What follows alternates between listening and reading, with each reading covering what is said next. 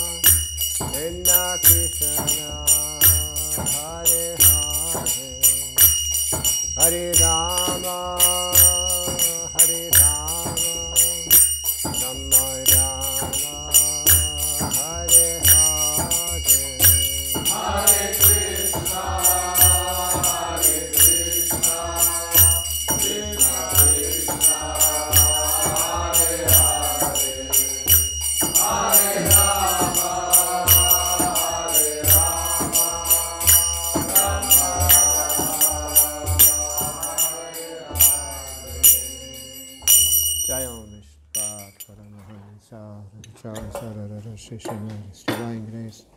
Sri Bhaktivedanta Swami Maharaj.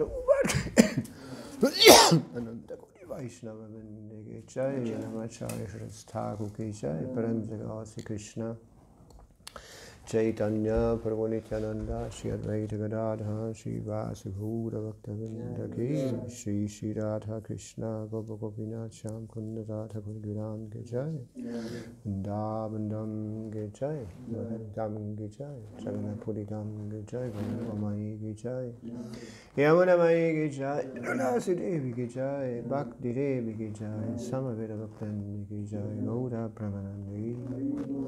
All glories to the assembly devotees, all glories to the assembly devotees, all glories to the assembly devotees, all glories to Sri Sri Gauranga, all glories to Sri Prabhupada.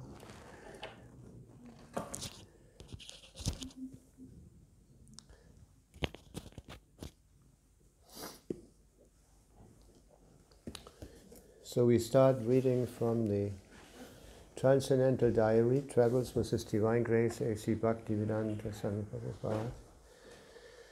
Prabhupada, written by, remembered by Hari Sari Das, Hari Sari Prabhu. So we continue Srila Prabhupada, hearing from Srila Prabhupada in Vrindavan. He then went on to describe the bold preaching of Gauradesh and Prabhujaka, Prabhus in Yugoslavia. They have been touring the country, visiting all the major cities. When they arrive, they simply sit down in the main square, hold kirtans with mridanga and tambura and chant Hare Krishna. Because their instruments are classical Indian, they are readily accepted, and the chanting is part of the show. They attract hundreds of people, many of whom buy books and want information about Krishna consciousness. Local newspapers invariably write favorable articles about them, and in Ljubljana they spoke and chanted for half an hour on the main radio station.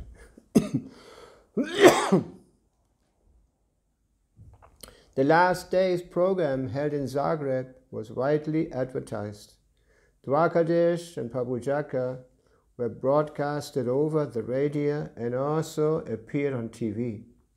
They posted huge posters all over the town advertising Indian music and philosophy. Gauradesh Das and Prabhujaka Das, monks. At the program, they chanted and lectured and were even paid a very large amount of money. About 1,000 people attended, mostly university students, and they bought all the books, beads, and other items. The people were so eager that they even wanted to buy Gauradesh and Prabhujaka's personal books and beads, which the devotees managed to keep only after much struggle. All told, they sold about German marks 2,500 worth. Gauradesh and Prabhujaka, they have also had some success holding programs and yoga schools, where members seem to prefer their lively kirtans to the dry fare they get from the impersonalist yogis who run the school.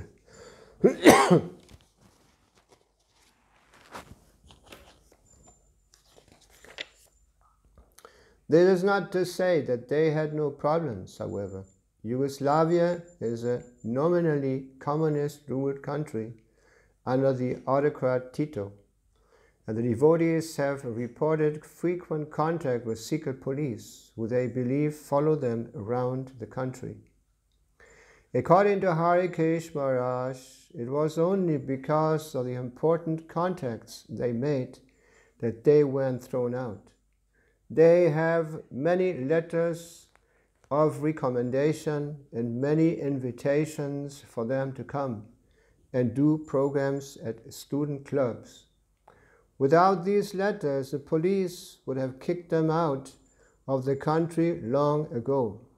It was only because of the invitations that they were allowed to stay.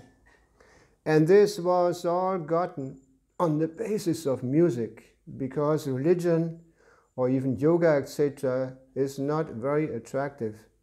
And in fact, the police tried to smash it. But although they bill it as music, they play only our standard kirtan chants and do not try to imitate popular music. It is just the drone of the tambura and mridanga, and they get everyone to chant Hare Krishna, lecture, and then sell tons of books. They feel that it is basically essential, but they are willing to take a risk, as your last letter to them said that they should only use mridanga.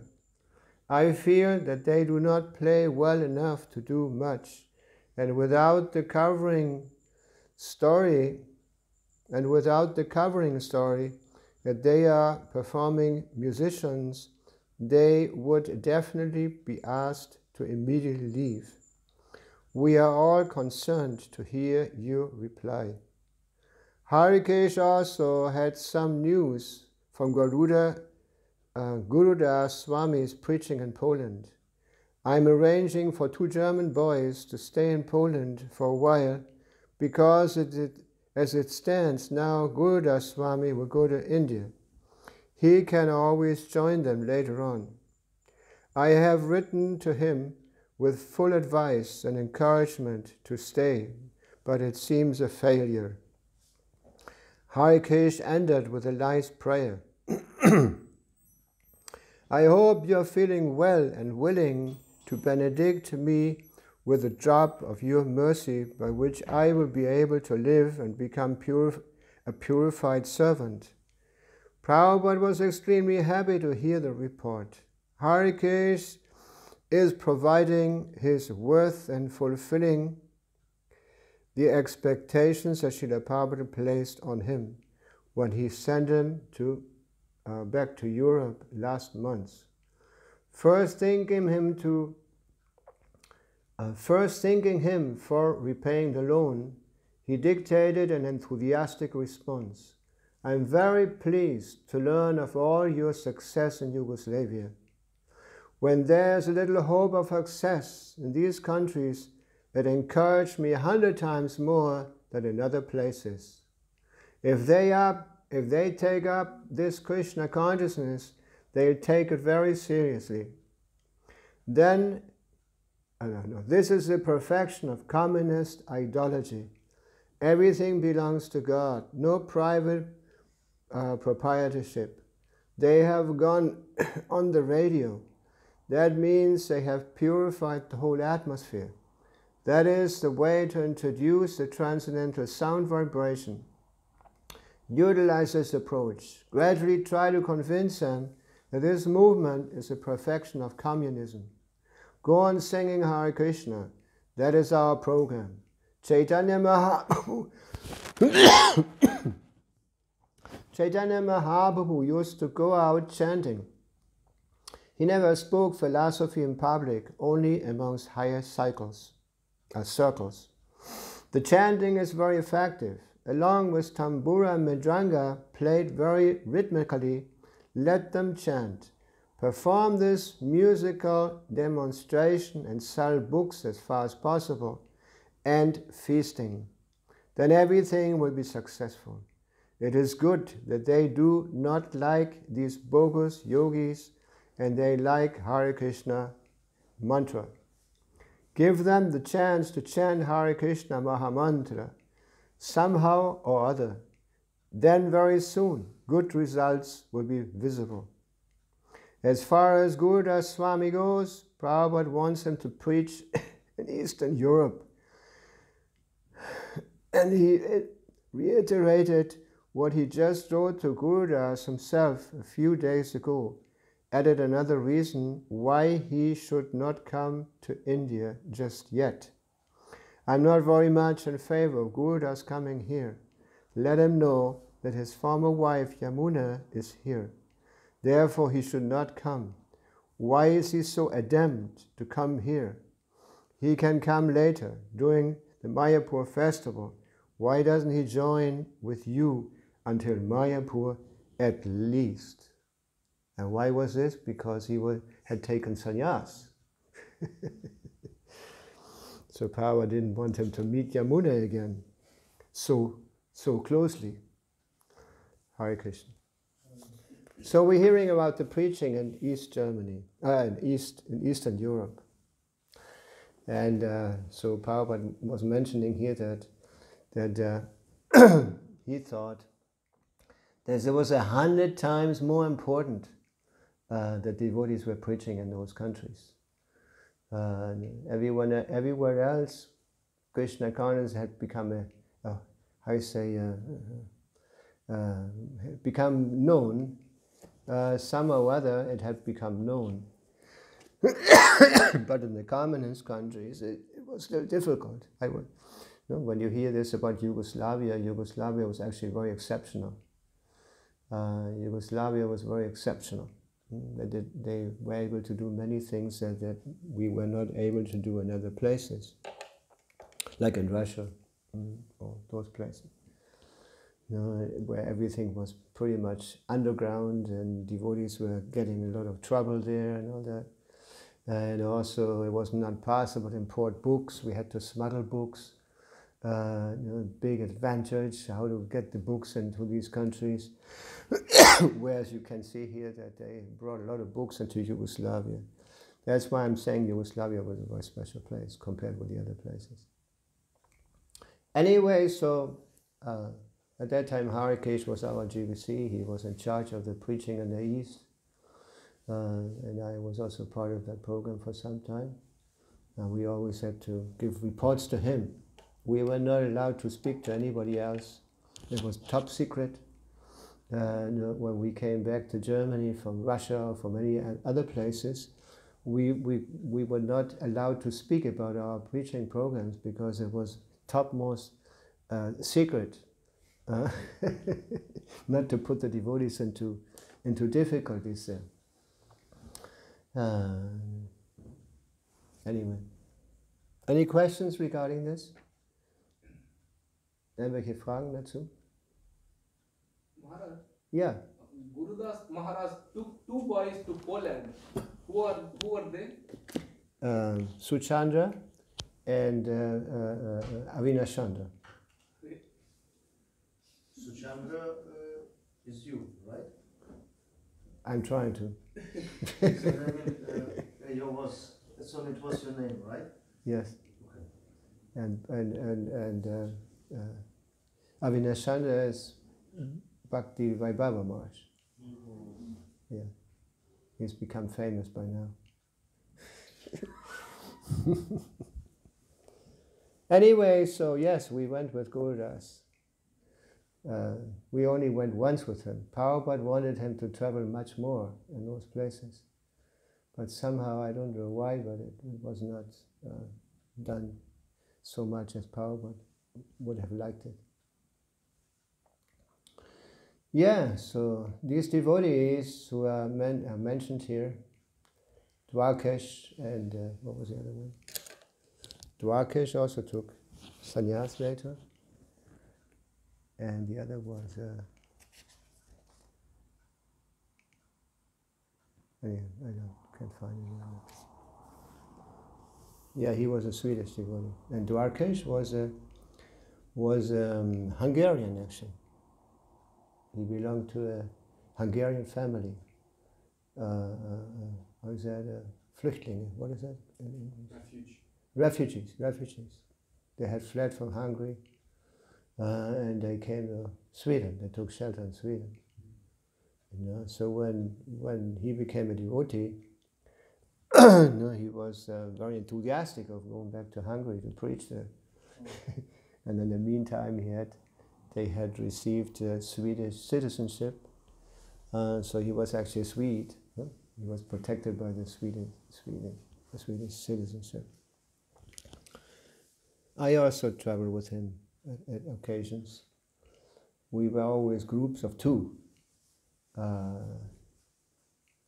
Anyway, so we're trying to preach in those places. In some places it was more dangerous than others, or we were more successful than in others. I was also there when Harikesh took me also to Moscow, to give the second initiation to, what is the first devotee there?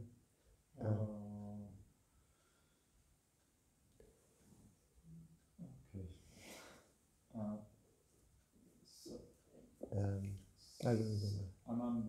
Ananda Shanti. Ananda Shanti. So, any questions? More questions?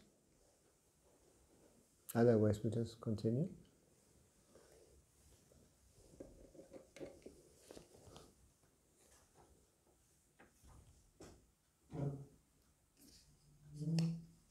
Om Namo Bhagavate Vasudevaya.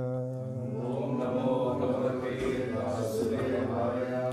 Om Namo Bhagavate Vasudevaya. Om Namo Bhagavate Vasudevaya. Om Namo Bhagavate Vasudevaya. Om Namo Bhagavate Vasudevaya. So we continue. The fifth canto, finishing the first chapter. It's the last verse of the first chapter. Bhaumang Divyang Manushang Cha Mahitvam Karma Yoga Jam Yash Chakre Nirayau Pamyam Purushanujana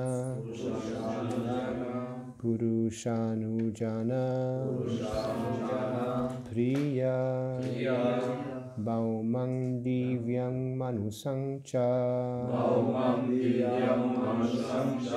Mahitvam Karma Yoga Jam Yash Chakre Nirayau Pamyam Purushanujana Priyaha Bhaumang Divyang Manusam Cha Mahitvam Karma Yoga Jam Yash Chakre Nirayau Pamyam Purushanujana Priyaha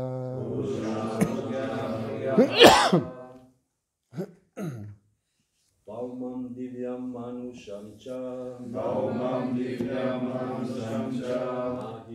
Karma Yoga Jam Yash Chakre Nirayau Pamyam Purushanujana Priyaha Tamil Bhagavad Gita. Bhagavad Gita. Bhaumam Divyam Manusham Cha Mahitvam Karma Yoga Jam Yashakre Nirayopamyam Purushanujana Priyaha Bhaumam Divyam Manusham Cha Bhaumam Divyam Manusham Cha Mahitvam Karma Yoga Jam Yashakre Nirayopamyam Purushanujana Priyaha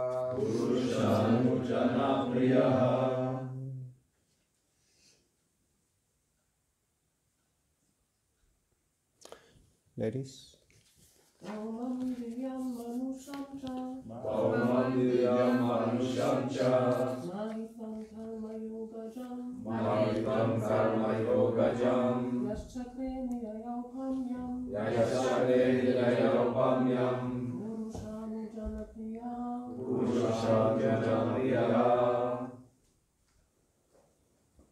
Bhaumam Divyam Manusham Cha Bhaumam Divyam Manusham Cha Mahitvam Karma Yoga Jam Yashakre Nirayopamyam Purushanujana Priyaha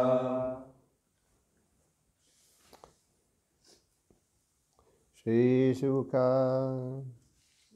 Moment. Das war der falsche Vers. Bhaumam of the lowest planets, Divyam heavenly, Manusham of human beings, Cha also. also. Mahitvam, Mahitvam, all opulences. opulences. Karma, Karma, by fruitive activities. Yoga, yoga, by mystic power. mystic power. Yam, Yam, born. born. Ya, Ya, one who. one who. Chakre, Chakre, did. did.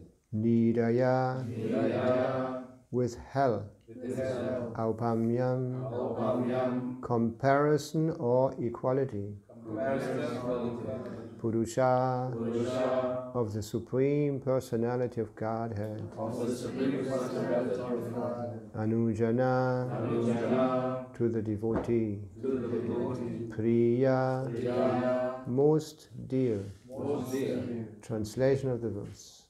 As a great follower and devotee of the sage Narada, Maharaj Priyavata considered hellish the opulences he had achieved by dint of fruitive activities and mystic power, whether in the lower or heavenly planetary systems or in human society.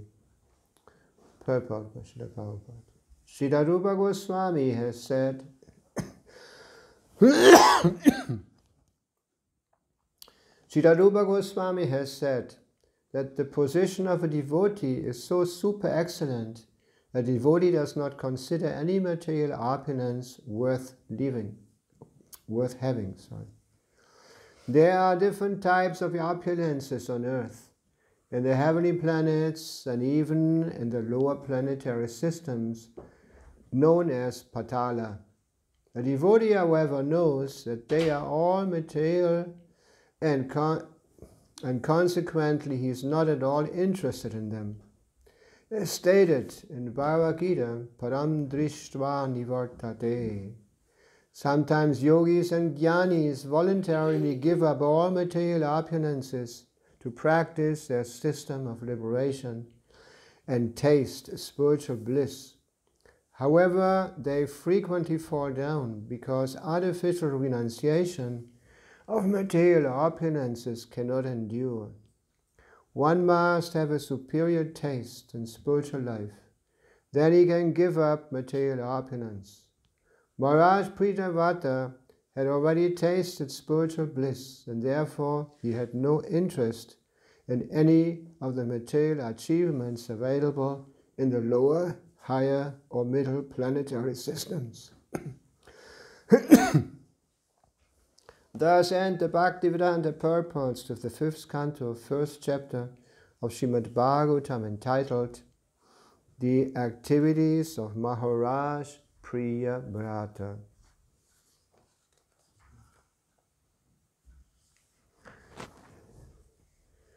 Bhaumam divyam manusham cha mahitvam karma yogajam yaschakre nirayaupamyam Purushanujana priyaha. As a great follower and devotee of the sage Narada, Maharaj Priyavata considered hellish the opulences he had achieved by dint of fruitive activities and mystic power, whether in the lower or heavenly planetary systems or in human society. Om Maginati Mirandasya Gananjana Chaksulitam Yena Tasmai Shivadave Namaha Sri Chaitanya Manavastam Stavitam Yena Bhutala Swayam Rupakadamayam Dadati Svapadanti Kam. So we're hearing about Priyavata again. We heard a lot about Priyavata lately on the Srimad Bhagavatam. And he was a very special personality. As the beginning of the pastimes of Priyavata, he had felt very attracted to austerities and renunciation, and he wanted to give up his responsibilities as the son of a king. He was in a very special position. Formerly, the kings, or the oldest sons of the kings, were supposed to become the next kings. They had a big responsibility, just like yesterday we heard in class, what these responsibilities of the kings were at that time. They were not leaders elected like nowadays in democratic elections, but they were actually highly qualified, unimaginable today. Not only that, they were also prepared from the very beginning of their lives to comply with their future responsibilities. Very carefully selected, trained up by qualified brahmanas. And in this way they were very special personalities when they finally became kings. And also they were completely aware of their responsibilities. They didn't, they didn't occupy a post for a couple of years and then they left, or they had some scandals or something like that.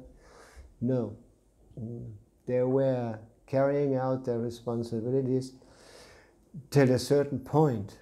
And what was that point? The point was when there was an elder son again, and they would be able to give their responsibilities for the next generation.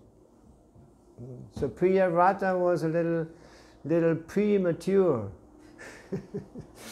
His father was supposed to renounce, and but he wanted to renounce also, and this created some problem. We remember that Narada Muni started preaching to him about the importance of renunciation, and that spiritual life was much more important than any statesmanship or how you say government posts and government responsibilities. So Brahma had to interfere.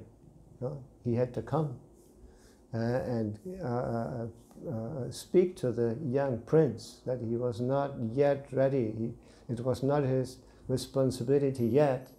So his father could renounce. As we heard yesterday also, and according to the Vedic system, society or lives of people were managed very minutiously, very detailed, a lot of details. Depending on your guna karma, you would have certain responsibilities. Of course, when we hear guna karma nowadays, Krishna says that Chaturvanya Maya Shustam Guna Karma Vibhagasha. That he created the four orders or the varnas according to guna karma, not according to janma, not according to birth. Anyway, so at those times, it was pretty normal that a kshatriya was born in the family of kshatriyas. Why is this? Because the whole atmosphere was like that. Just like in those civilized societies, people will follow strict norms and sanskaras, different. There were 10 sanskaras normally, starting before birth. One of the sanskaras was that the parents would submit themselves to garbhadana sanskara. They would purify themselves properly in order to attract qualified souls.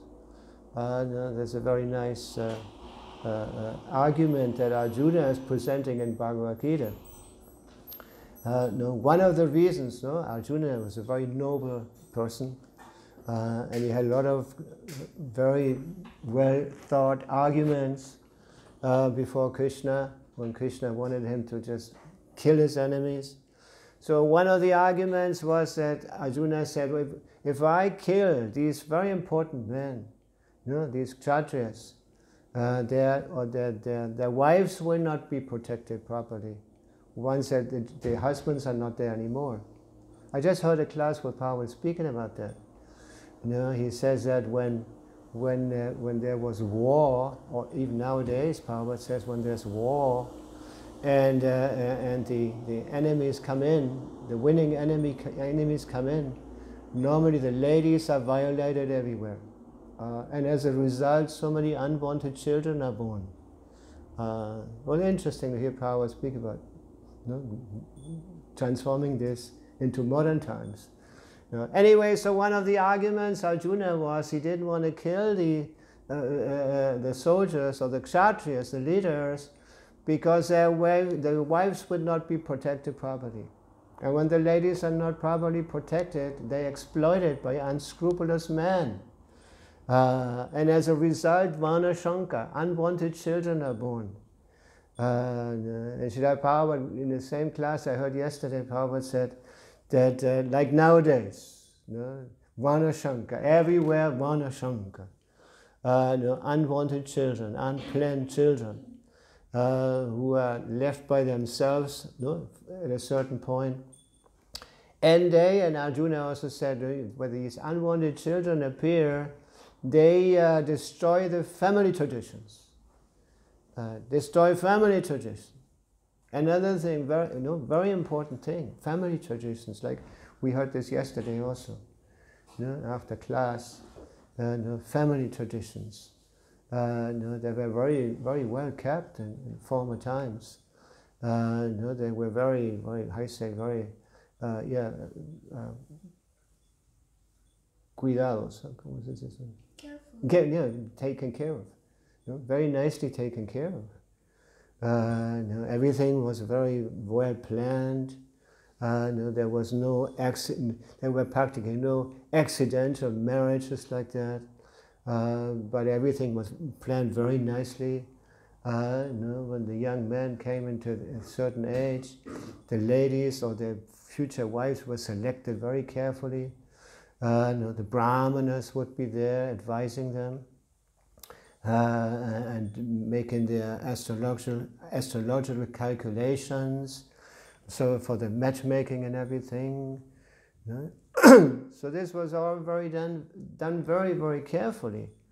So the traditions or culture will be maintained properly. And when there's the culture is maintained, or how you say, taken care of very nicely, naturally the atmosphere is completely different. It's completely different. Just like we heard yesterday, we heard about the qualities of the Brahmins.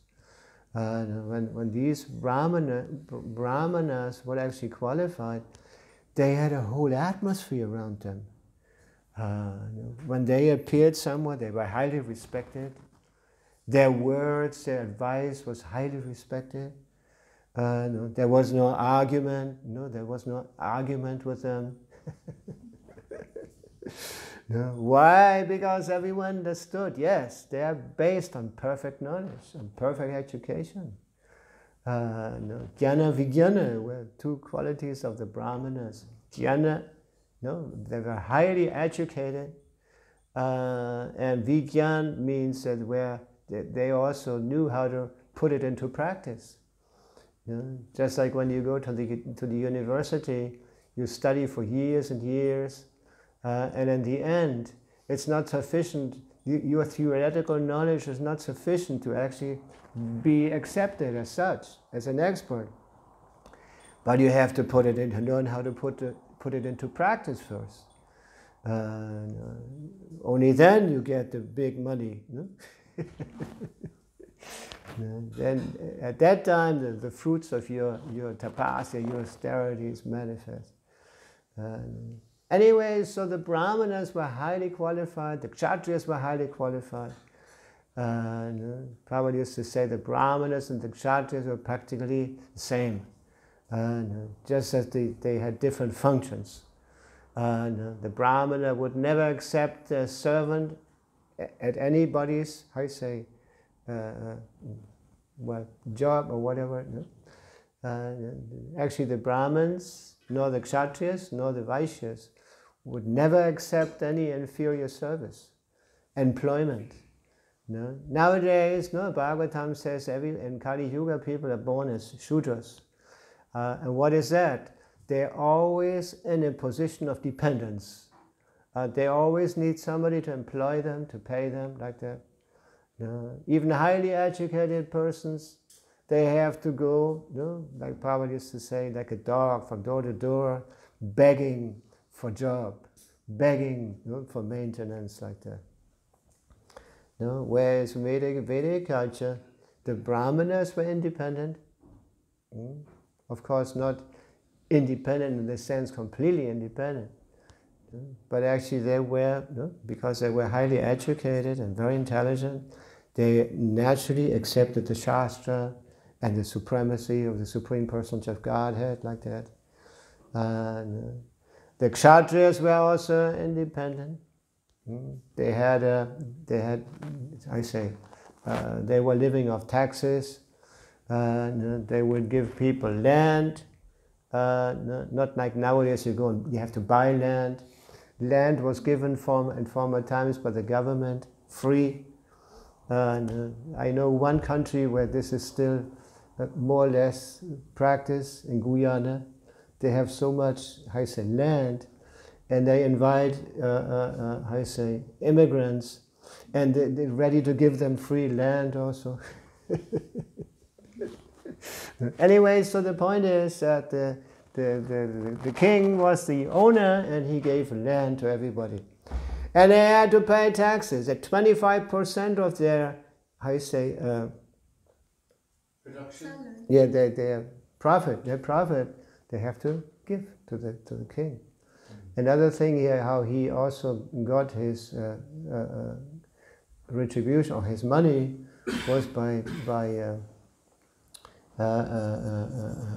what is that? Sol. What is that? Sol. Taxes. So. No, Sol. Tariff on Aduana. What is that in English? tariff. It's like imports and exports. Yeah, right. Tax on imports and exports is called a tariff. No. What is that in English? Customs. Customs. Yeah, customs, like that. And the Vaishyas also had their responsibilities. Kshishi Gorakshavaniyam, that's the Bhagavad. Kshishi means they were supposed to produce food. No, Kshishi actually means, Flügen. What is that?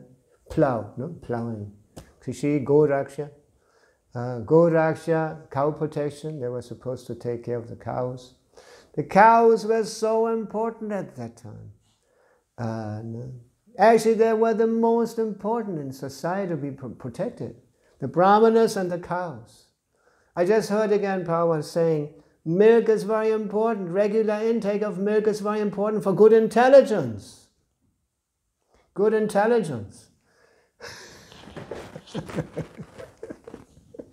Yeah, of course. Nowadays there's so many philosophies about don't exploit the cows and this. That's true. The cows should be protected properly. It says that they are one of our mothers. One of our mothers. When you mistreat the cow or to kill the cow, the reactions are the same as if you're killing your own mother. That's basically what it is. So the cows were well protected. There was one instant when when the devotees were reading Bhagavad Gita, and the word by word translation of this specific verse. And when they came to go Raksha, what is that name and expression in English? Viehzucht. What is it in English? No, Viehzucht. Cattle rising. And Prabhupada heard that. Cattle rising? What is this? No, he immediately called Radha Ballabha. He was in charge at that time of the BBT in Los Angeles.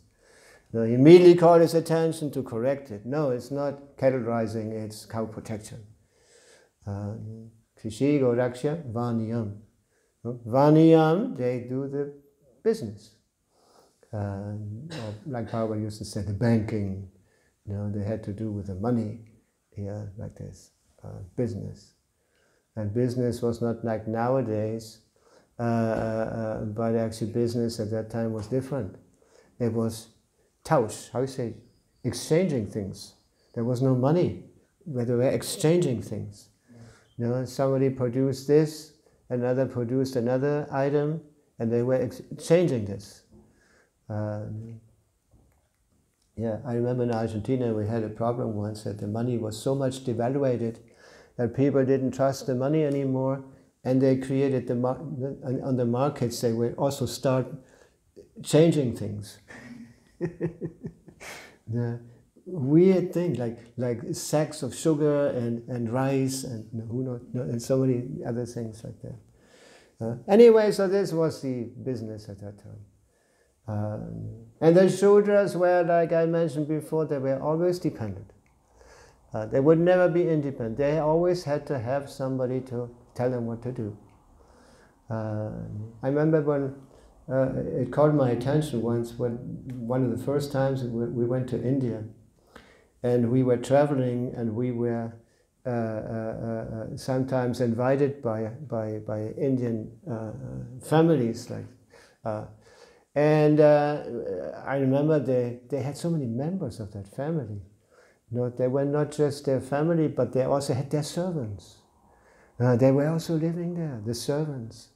But you could notice that when they were dealing with their servants, it was a little different than when they were dealing with their family members. And the servants, they also knew their limits. They would not step over the, how you say, the Red line. Yeah, over the red line. They would not step over the red line. And Srila Prabhupada used to say they were so nicely protected, these servants were so nicely protected, that they were, once the masters they were, how you say, getting old and all, had problems, they would never not abandon them or cheat them, exploit them like that. They were just created like, they were trained like that to serve. That's a completely different society than what we know nowadays. So coming back to the Brahmanas, no? So the Brahmanas were very, very important. It says that the Shastras say when the Kshatriyas were reigning, or also when they were traveling, or they had to take important decisions, they would get the best advice from their Brahmanas. The best advice from the Brahmanas, and without, how you say, payment. No? The Brahmanas would not accept any payment. Why not? Because once you receive payments, you become compromised. You can't think things as they are. You can't present things as they are. You have to be diplomatic. You have to, just like in the Battle of Kurukshetra also, Dronacharya and Bhishma, they were compromised. They couldn't take the proper decision on which side to fight. Why? Because they were compromised. They were maintained. Anyway, so also I remember in the first canto it says that when Kali appeared, and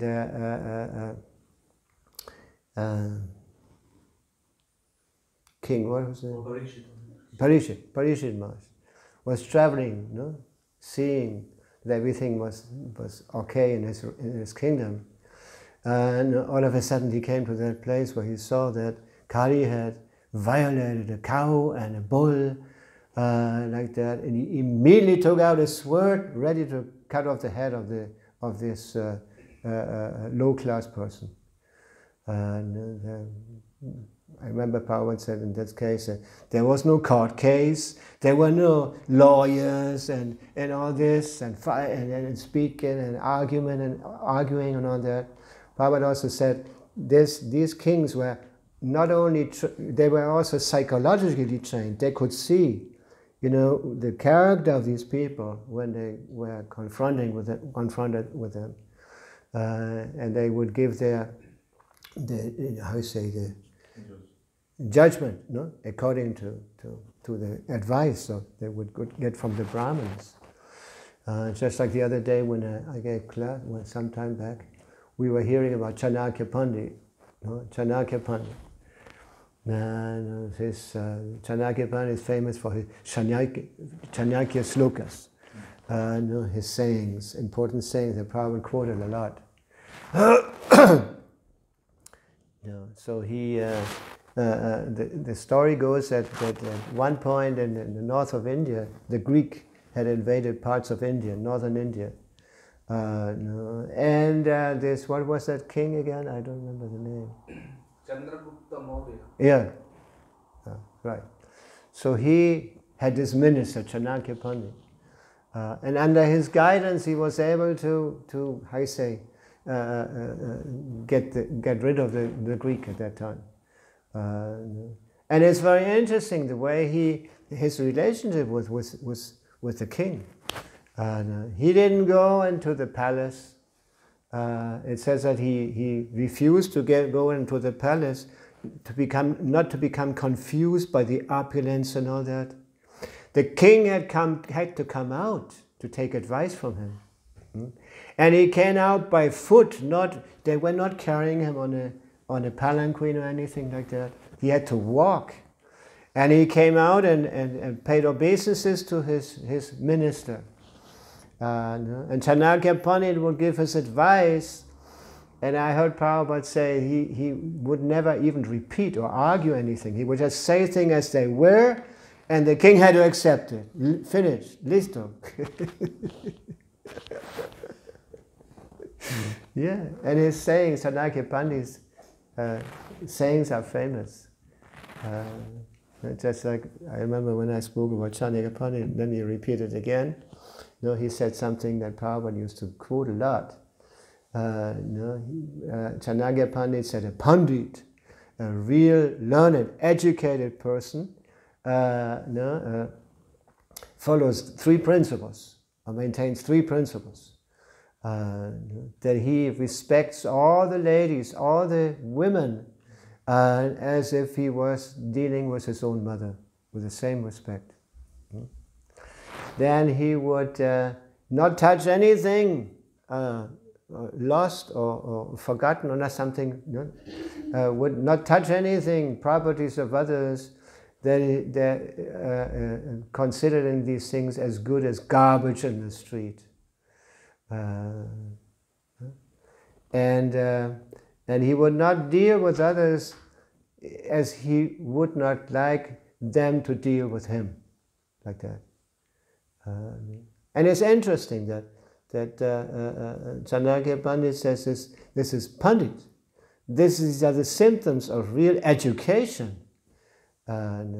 It's not that some specialized kind of education. No. As long as the education doesn't produce this character in the students, it has no value. Anyway, so the Brahmanas were examples of this. They were very, very special. And actually Prabhupada mentioned that he wanted our movement to create Brahmins. Srila Prabhupada said, there's everything, they have everything already, but there's no Brahmins, there's no head. The Brahmins are compared to the head of the social body.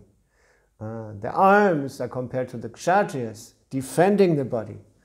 The Vaishyas are compared to the stomach, where the energy is distributed throughout the body.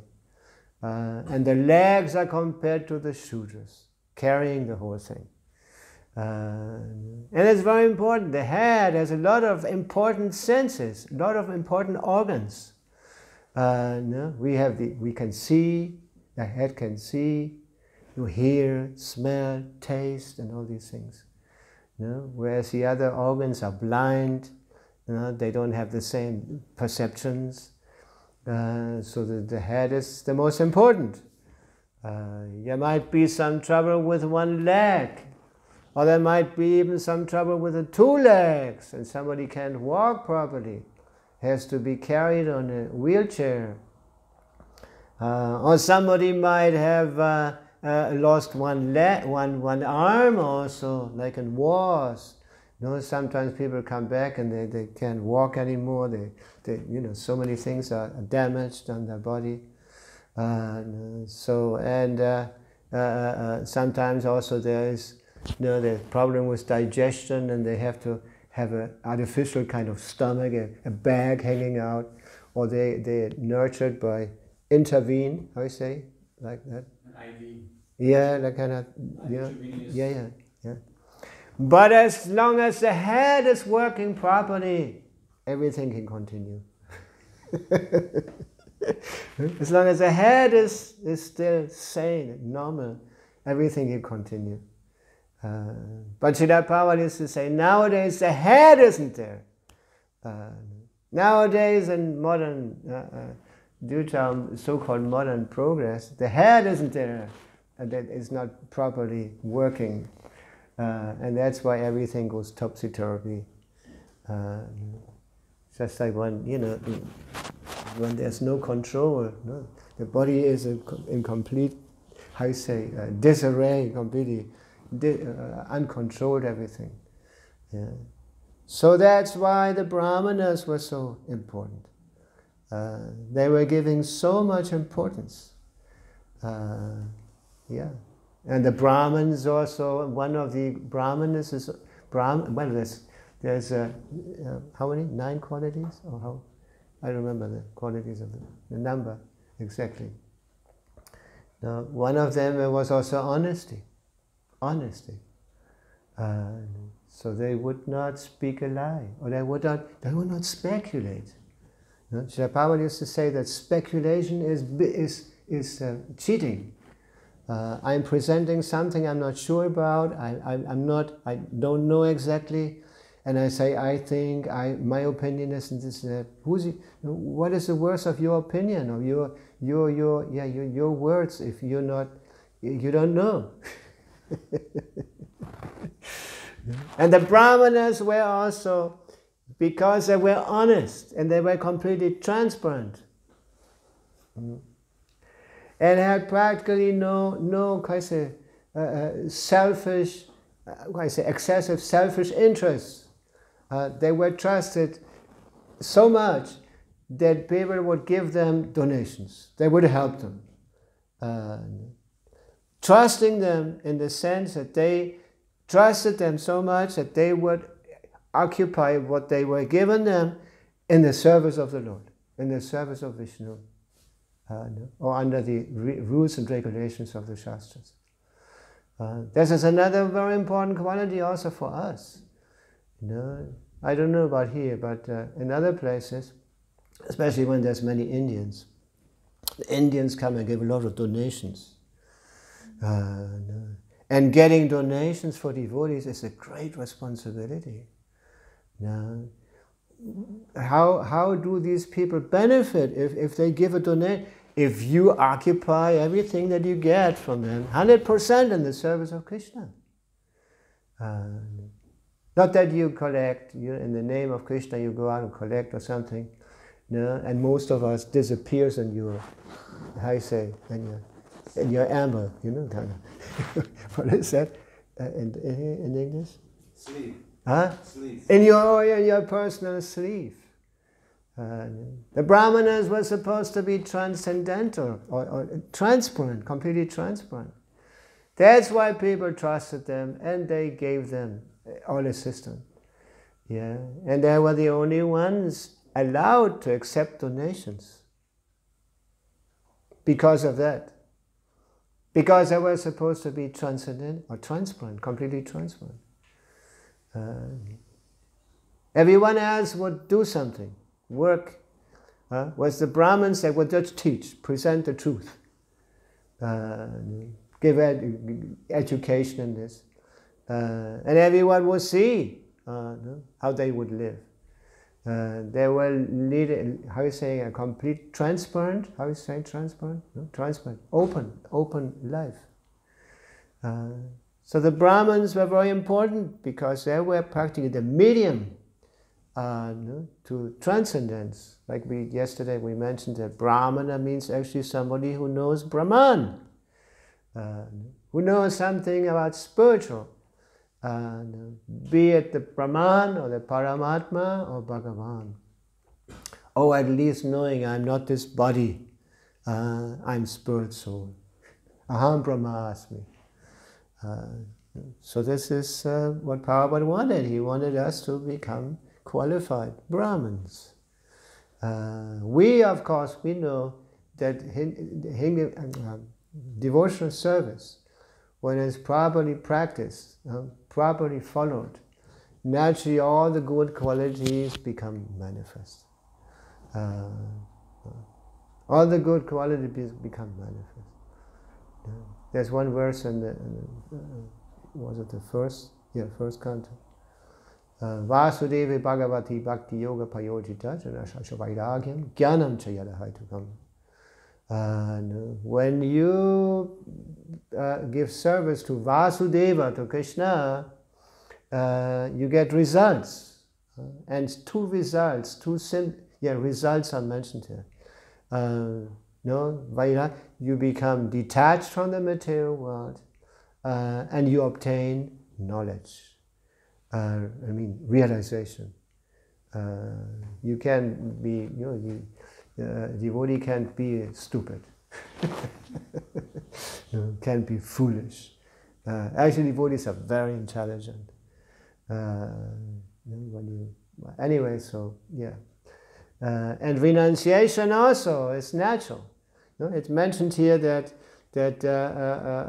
Priyavrata was renouncing everything because he had occupied such an important position in society. So he was rich and he was famous, and he had so many material qualities he had. But he was completely renounced. He gave it all up in search of a higher truth. And Prabhupada is explaining in the purport here, this is something that has to be real. Prabhupada mentions here, quotes a verse from the Bhagavad Gita, Param Drishtava Nivartante. A part of this verse Prabhupada is quoting. That one might renounce, but the taste for sense gratification is still within the heart. This kind of renunciation is artificial. Real renunciation means Krishna Sambandha, that we start seeing everything related to Krishna. Nirmama, nothing is mine, everything is Krishna's. There's like this verse in Bhagavad Gita, Bhaktaram Yakatavasam Sarva Loka Maheshwaram Sudhiram Sarva Bhutanam Gyadvamam Shandam Rechati. Krishna gives us a real peace formula. If we want to live a peaceful life, we have to accept these three things that Krishna tells us or reveals to us. Bhaktaram Yakatavasam. That Krishna is a supreme enjoyer. We are servants. We're supposed to give service to Krishna. And service also to the spiritual, service to the devotees.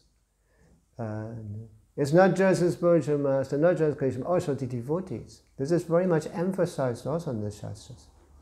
Those who are close to Krishna are also supposed to be our objects of our worship. Bhaktaram Yagatavasam. That Krishna should be the ultimate beneficiary of all our efforts, including all our tapasya like that. Bhaktaram Yagatava Sarvaloka Maheshwaram. That is Sarvaloka. Loka refers to the planets. Everything on these planets. And there's so many planets. It's amazing. When you look at the sky at night and there's no clouds, it's amazing how many celestial planets there are. Uncountable. And Krishna says, Bhaktaram Yagas, Sarvaloka Maheshwaram. That he is the owner of everything on all these planets. Not just some inheritance or something like that. But Krishna is the proprietor of everything. Suridam Sarvabhutana. And then he is the only real friend we have. Everything goes through Krishna. I remember before I became a devotee, I was a lot into Christian philosophy and others. And I remember the Pharisee, what is that? No, the priests. They were challenging Jesus Christ. And they challenged and they said, what's important, most important law of God? And he said, to love the Father and love everybody as your, how you say? Yourself. Huh? As yourself. Right. Yeah, as yourself. Like that. But first, God. With your heart. Huh? With your full heart. Yeah, right. God, Yeah. Full heart, So full first comes Krishna. And as soon as Krishna is established properly in the center, automatically all the relationships change. So Krishna Bhaktaram Yagin Sarva Lokama Suridam Sarva Bhutanam Gyadvamam Shantam Vrishati. We can only achieve peace by accepting these three things that Krishna says. That he is the supreme enjoyer and we are his servants. That he is the proprietor of everything. Everything in our locker is Krishna's. And that Krishna is our only friend. Once we establish this relationship, naturally the relationship with everybody else changes. Yes.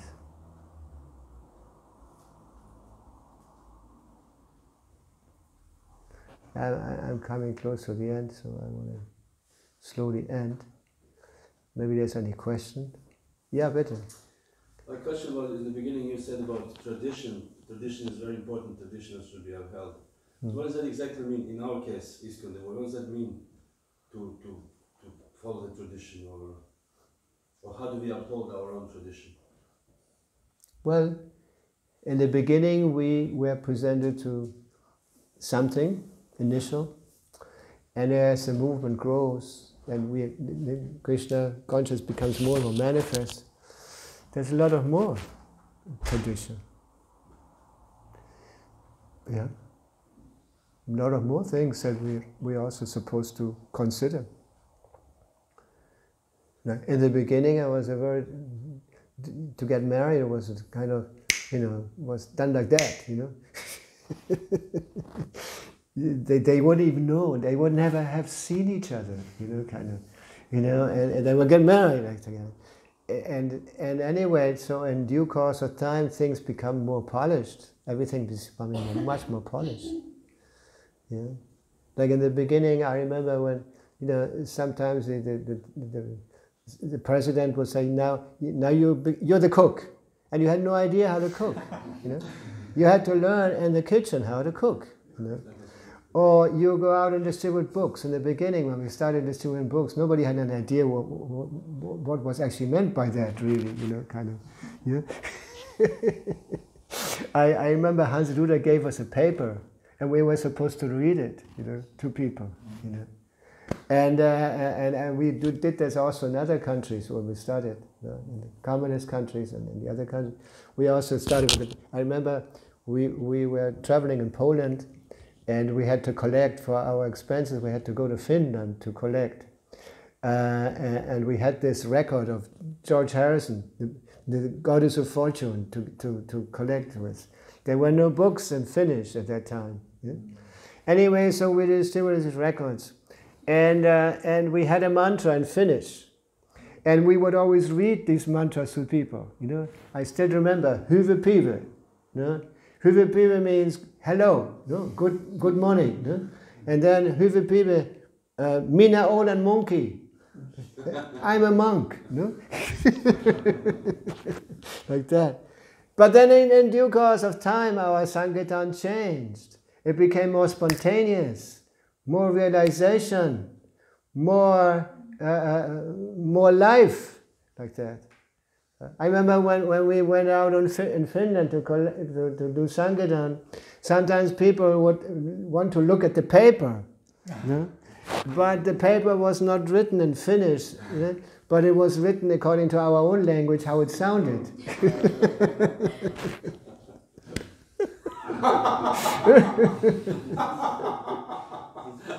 Yes, and now we know a lot more.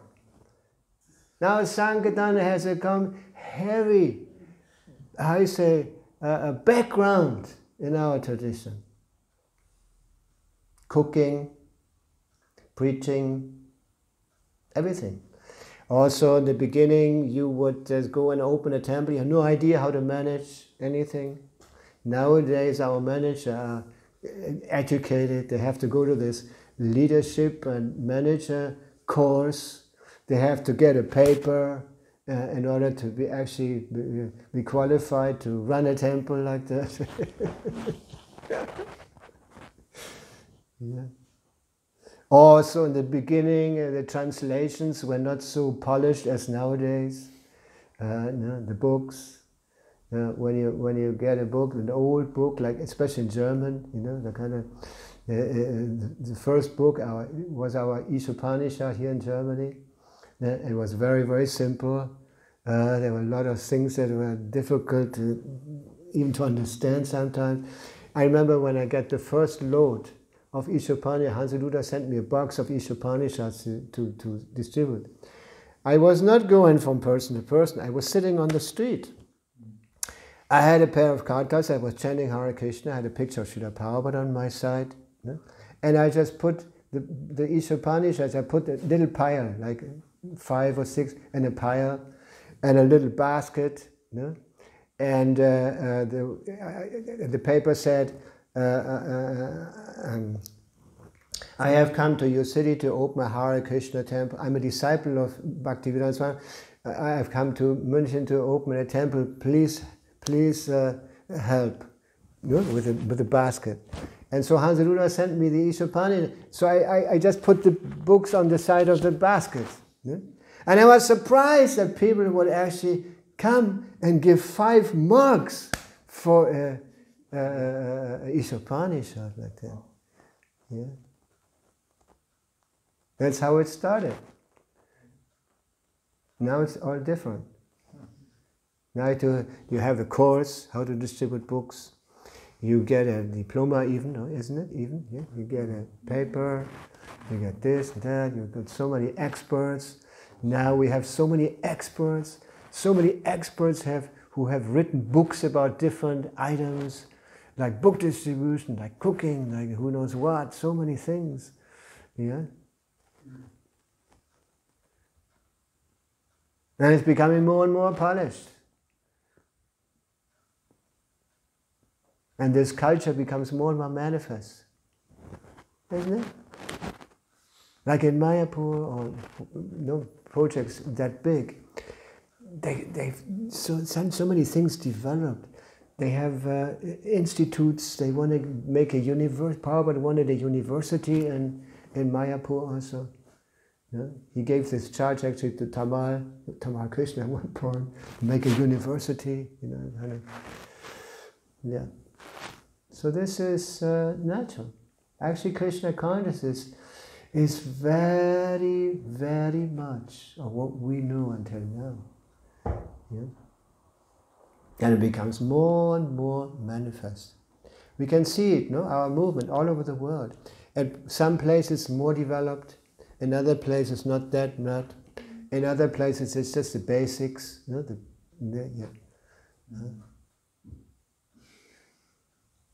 I don't know, there was a long answer to a simple question, sorry. Huh? Maharaj, I was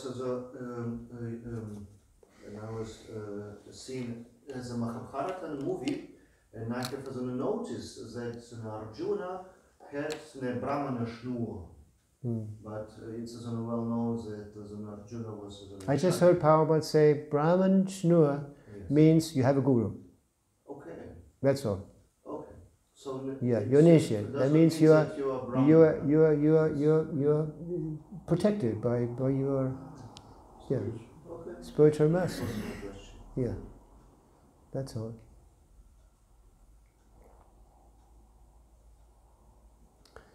Yeah.